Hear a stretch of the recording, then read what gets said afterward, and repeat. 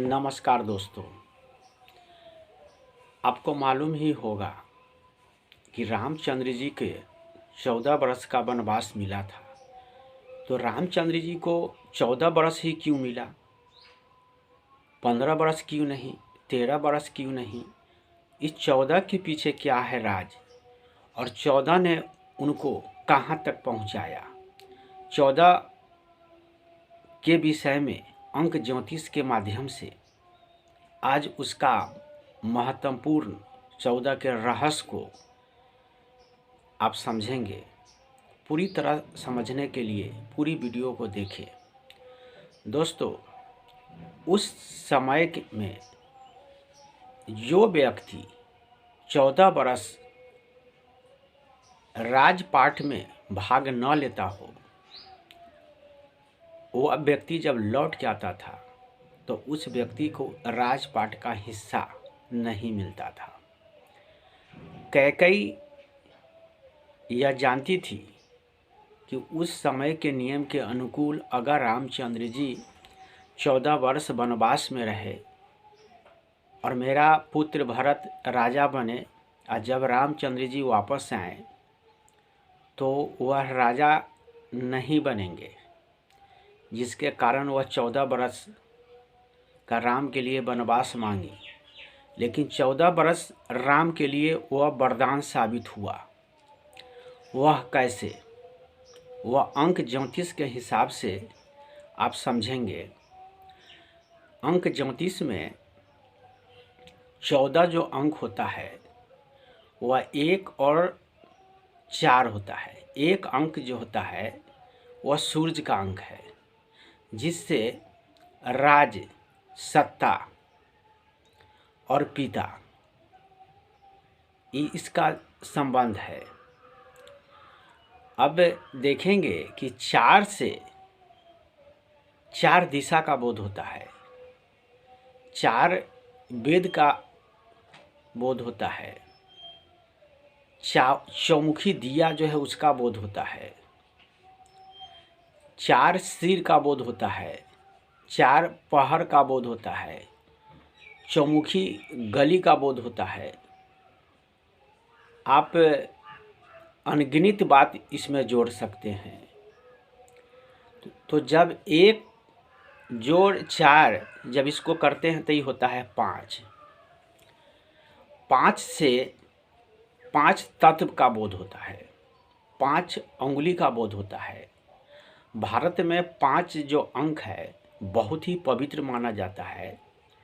5 लोग मिलकर पंचायत करते हैं और उनको पंच परमेश्वर का रूप दिया जाता है। जब वो पंचायती करने के लिए जब बैठते हैं भारत के गांवों में लोग 5 लोग मिल के, तो उनको भगवान की दर्जा दी जाती है। और जैसा वह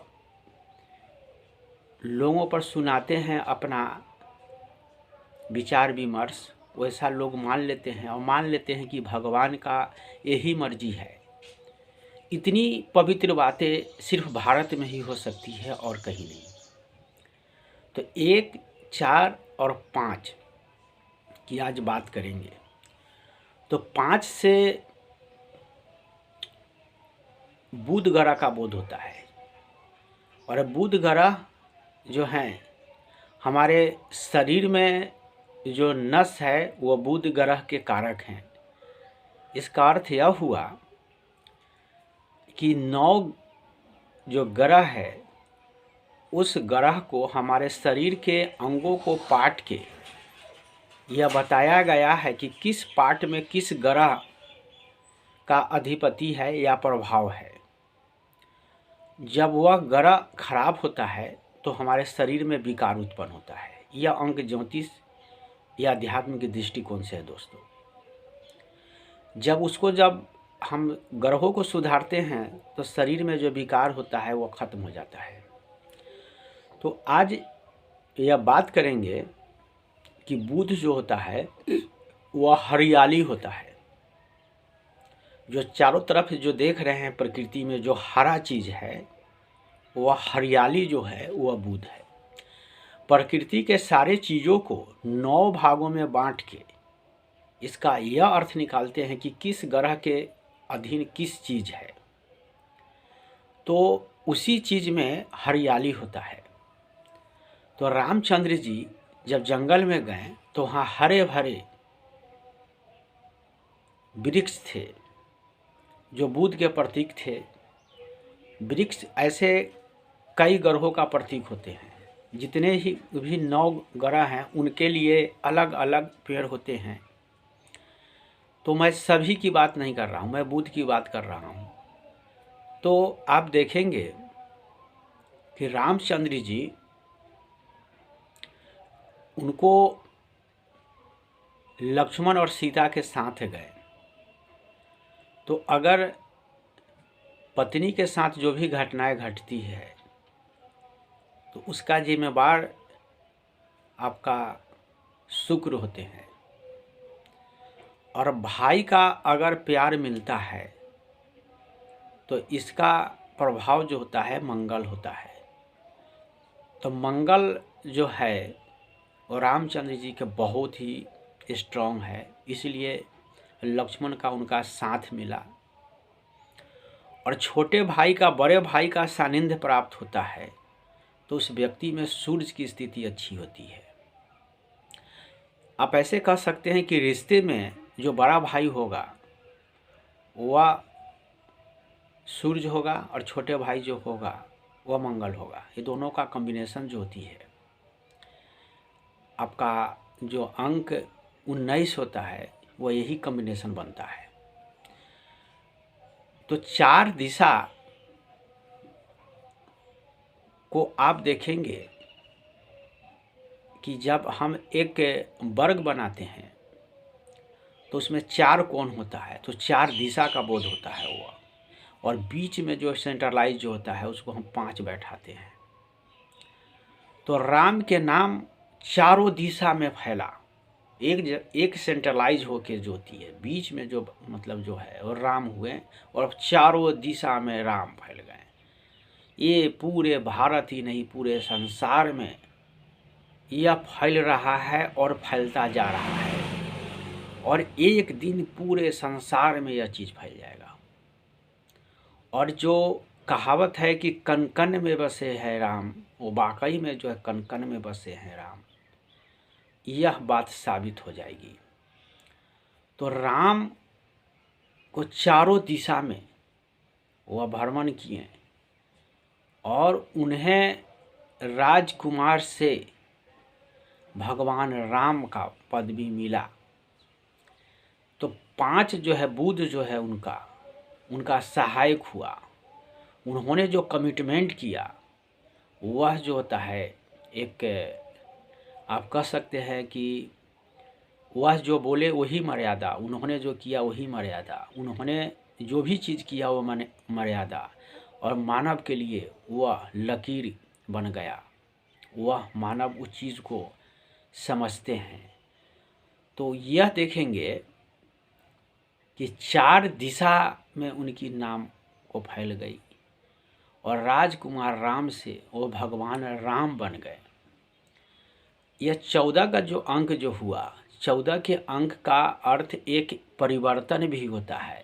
तो राजकुमार से भगवान राम बन गए, एक के पुरुष से पुरुषोत्तम राम बन गए। एक परिवर्तन जो आया उनकी बुद्ध के कारण जो आया।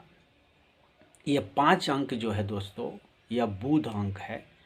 और जिस व्यक्ति में बुद्ध की स्थिति अच्छी होती है उस व्यक्ति का जो बुद्धि होता है, जो भाषा होता है, वो मर्यादापूर्ण होता है। वह व्यक्ति जो बोलते हैं वह बहुत ही सटीक बोलते हैं, उनका व्यवहार बहुत ही बढ़िया होता है। और राम जो अंक होता है वह बोध कराता है 7 का, यानी केतु का। और रामचंद्र जी विष्णु के अवतारों में वह 7वां अवतार थे। तो 7 जो था उनके जीवन में प्रभाव देखा गया।